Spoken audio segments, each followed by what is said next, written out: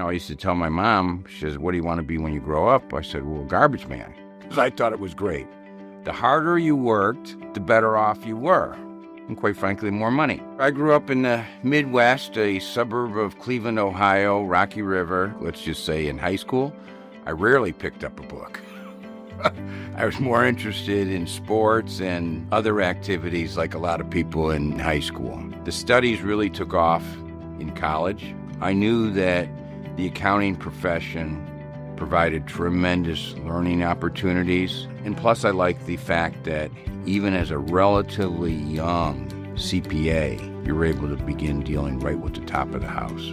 Worked for a company, Ernst & Young, and after that, I had an opportunity to work in the Ronald Reagan administration. I'd always had an interest in politics, certainly would never be brave enough to run for office, but I thought this would position me for my next step in my career, which was Wall Street.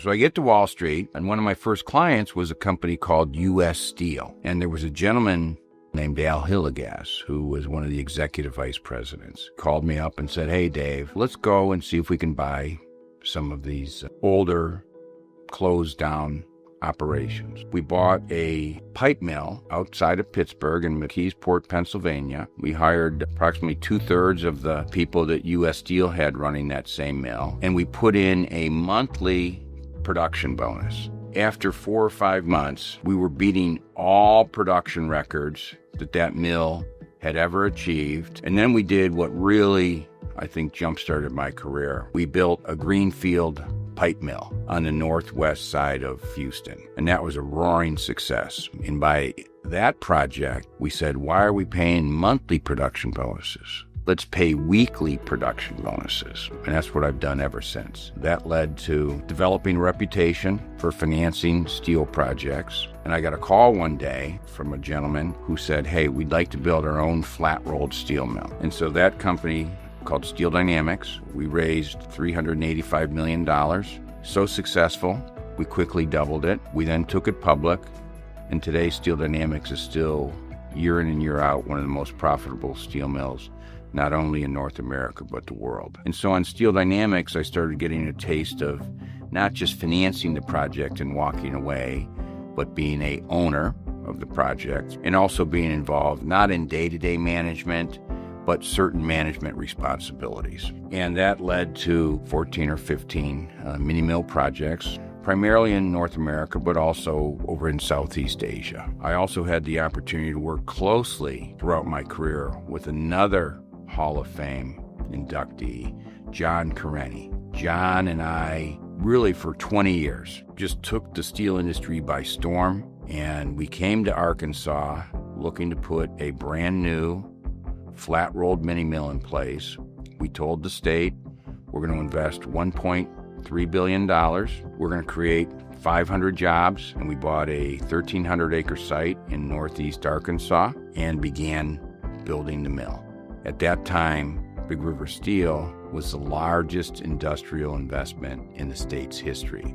We doubled it, put another $700 million in. We're looking to take the company public, and I got a knock on my door from U.S. Steel, my first steel client when I was a young punk on Wall Street. So here they are, 30 years later, calling up and saying, hey, Dave, we'd like to partner with you on Big River Steel. And I explained to their CEO we had all the capital that we needed. And a month or so later, I got another call. Hey, we really would like to be your partner. And the number was a little higher. By the time we got the third call, the number was quite exciting.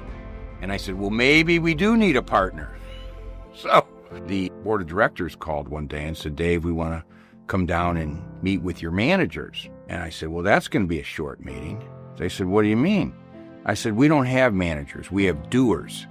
I have a goal every year. I want to have the highest paid steel workers in the world, yet I want to have the lowest labor cost per ton of steel, which means keep our head count low, get rid of all the bureaucracy, get rid of all the layers of management, so you've got profits, productivity, and that leads to what I call the third P and the most important P, which is pay. I don't get paid a dime of money until my employees get paid. It's a recipe for success. But remember, If you don't create the right can-do culture, take no prisoners attitude, even with those 3 pillars, you're not going to be successful. High Bar, the company that we're currently operating and getting ready to double in size, the demand for our product is through the roof, and it's amazing to me. I go all around the world giving speeches and talking about the steel industry. I frequently say, Arkansas is a great place to do business, but Arkansas is a really, really, really great place to do steel business. We've recently developed some partnerships with Arkansas State University and partnerships with the University of Arkansas. So Arkansas will continue to be a big agricultural state. It'll continue to be an entrepreneurial state, but it has become a steel producing state as well. And I'm just thrilled to have been able to play a small part in that development. And to be able to sit here today and talk about my induction into the Hall of Fame, it's quite humbling and greatly appreciated.